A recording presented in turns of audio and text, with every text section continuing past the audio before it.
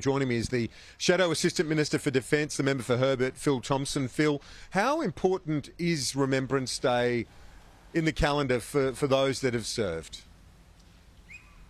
Remembrance Day is a sacred day. It's a day that we pause and reflect on those that have been killed in battle, died in training, or succumbed to their war within.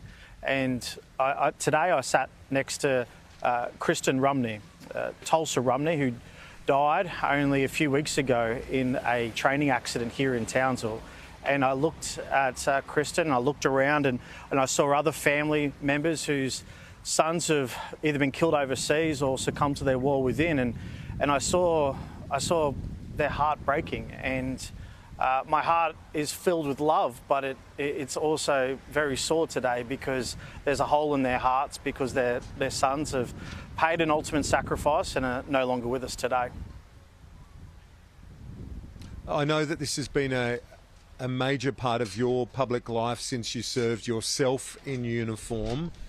Are we improving as a nation in terms of remembering those that have served and those that have been left behind, both not just on Anzac Day and Remembrance Day, but right throughout the year?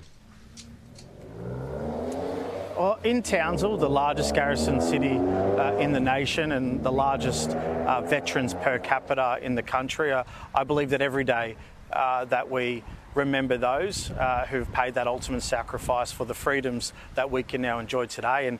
And I think about my service every day. I think about when I was blown up in Afghanistan, my friends that were killed there, those that succumbed to their war within back here on home soil. We must be better at telling the story to future generations, but also making sure that those that sit in Parliament House know that our veterans paved the way for this country, and we should always have them at the forefront of our mind.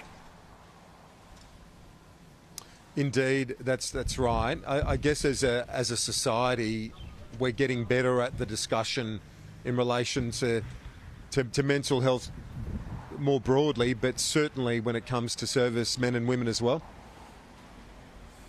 Well, I've got a mental illness. I've got post-traumatic stress disorder, and I sit in the federal parliament. So it's okay not to be okay, but it's not okay to suffer in silence.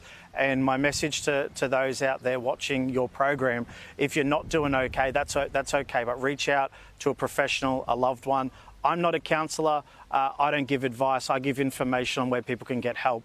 But I just want people to know that when they're doing it tough, to make sure that they talk to someone and talk to a loved one, because I've been to too many funerals and I'd hate to see our brave men and women and those that have a mental illness fall into a deeper hole than they may already be in without one of their brothers or sisters with their arm in there pulling them out.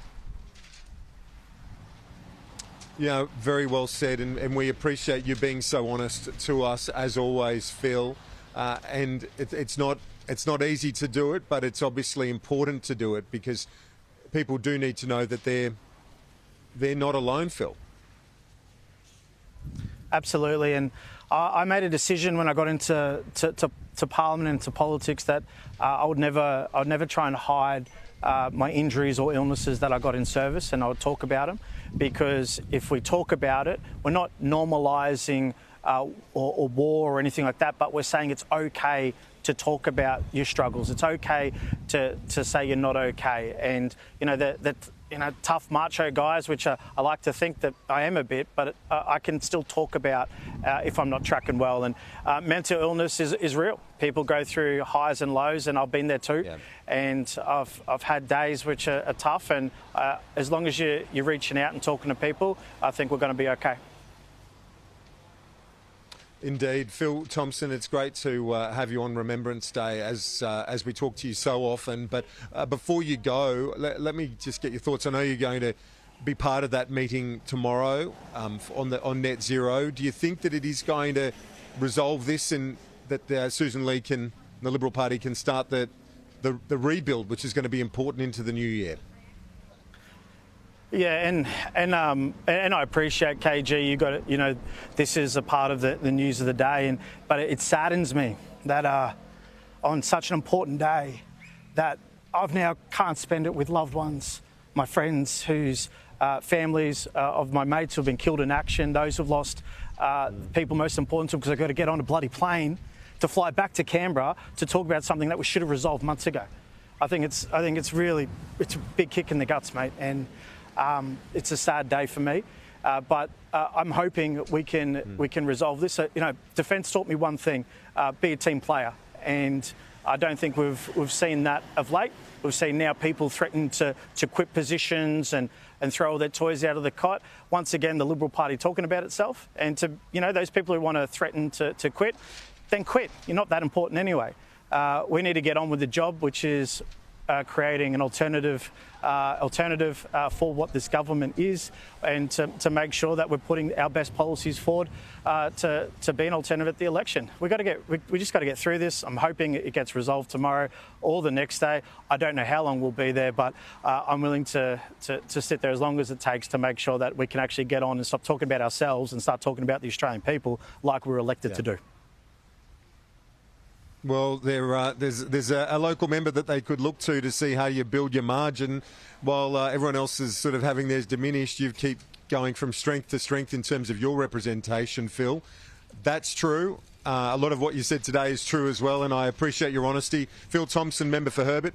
We'll see you tomorrow in Canberra and during the week. Thank you, mate. Thanks, mate.